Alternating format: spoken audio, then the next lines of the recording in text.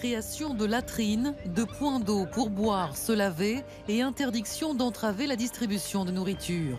Le tribunal administratif de Lille a ordonné hier ces mesures d'urgence réclamées par 11 associations d'aide aux quelques 600 migrants de Calais et des environs.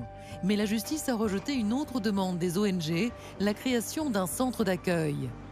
De quoi satisfaire le ministre de l'Intérieur qui veut éviter un appel d'air et une nouvelle jungle à Calais. Il l'a dit vendredi dernier dans des termes choisis.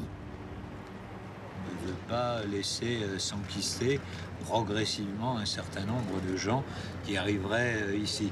Ce qui, comme vous le savez, n'est bien ni pour les migrants, ni pour les habitants de Calais, ni pour la vie économique. Un message de fermeté accompagné de l'envoi de nouveaux renforts policiers sur place. Et pourtant, quasiment au même moment, vendredi, à 200 km de là, Emmanuel Macron plaidait la cause des réfugiés.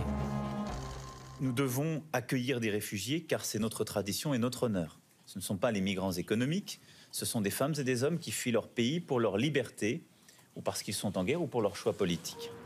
Fermeté d'un côté, humanité de l'autre. Le ministère de l'Intérieur et l'Élysée tiendraient-ils un double discours?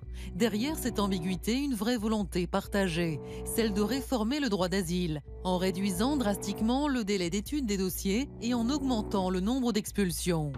Alors que de potentiels réfugiés errent dans les rues de Paris, alors que 170 Soudanais ont été interpellés la nuit dernière près de la frontière italienne, quelle sera la politique d'accueil de la France? Entre fermeté et humanité, Emmanuel Macron a-t-il déjà choisi?